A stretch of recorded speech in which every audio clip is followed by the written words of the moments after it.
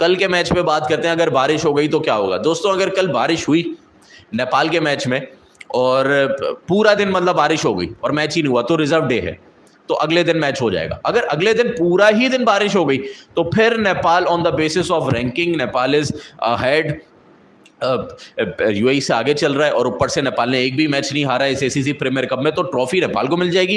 India Pakistan के खिलाफ के साथ खेलने के लिए नेपाल पहुंच जाएगा और एशिया कप की क्वालिफाई कर जाएगा। अगर बारिश पूरा लगातार हुई और बॉल भी नहीं बोल्ड हुई, या अगर बॉलिंग हो गई, आधा मैच हो गया, यानी नेपाल की पूरी बैटिंग हो गई और नेपाल ने अपनी बैटिंग करके 300 साढ़े 300 लगा दी और यूएई के टाइम पे यूएई ने 8-10 ओवर खेले खाली और बारिश हो गई और 2 दिन तक बारिश रही, फिर दोनों दिन मैच नहीं हुआ, तब भी नेपाल जीतेगा। बट अगर 20 ओवर या 15 ओवर का गेम आगे चला गया, याद रखना डीएलएस मेथड कब आता है, याद रखो बहुत सारे लोग बोलते हैं डीएलएस, अबे 20 ओवर मिनिमम होने चाहिए, मैक्सिमम 20 ओवर, मिनिमम 15-16 ओवर, ये है कल का सेटअप, तो इतने ओवर होने चाहिए। अगर वो हो गए तो फिर डीएलएस मेथड आएगा। अगर डीएलएस मेथड में अगर कहीं आप आगे पीछे हुए तो फिर यूएई के हवाले जा सकता है। नेपाल अगर आगे हुआ डीएलएस मेथड में तो नेपाल को मिल सकता है। और अगर बारिश हो गई और क्या नाम है मैच पोस्टपोन हो गया तो फिर सुपर ओवर फैसिलिटी भी है।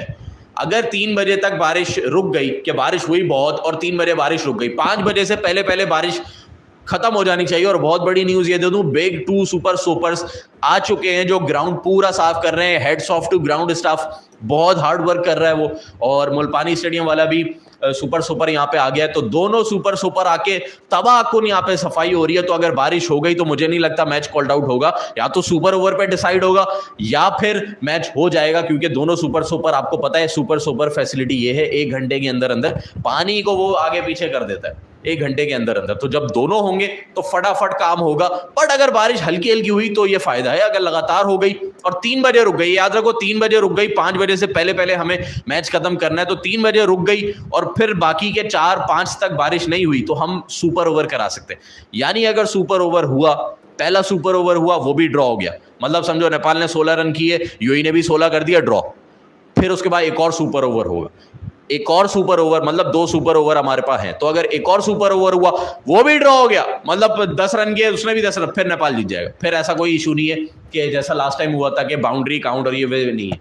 बट 2 सुपर क्या नाम है सुपर ओवर की फैसिलिटी है। बट आई थिंक, मुझे पर्सनली सुपर ओवर पे मैं बिलीव नहीं करता।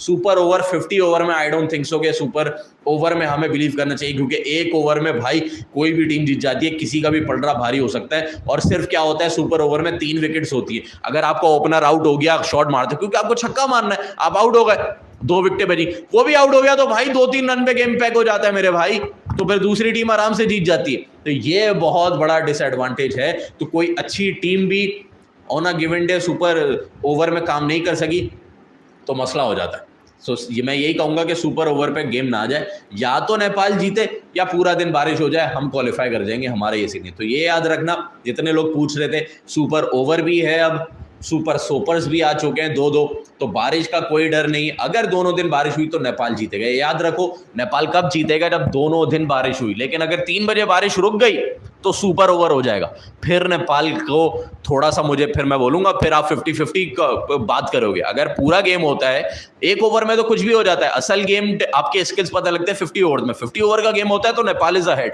बट अगर सुपर ओवर हुआ तो 50-50 चांसेस हैं, फिर हमें घबराना पड़ेगा। बट अगर सुपर ओवर भी नहीं हो पाता, वो भी ड्रॉ हो जाता है, तो नेपाल जीतेगा। या अगर दोनों दिन बारिश तो फिर नेपाल का फायदा। फिर अगर 20 ओवर से ज्यादा गेम चला गया, फिर डीएलएस मेथड पे गेम आएगा। तो समझो, बात समझ आ गई। तो ये है कहानी। कल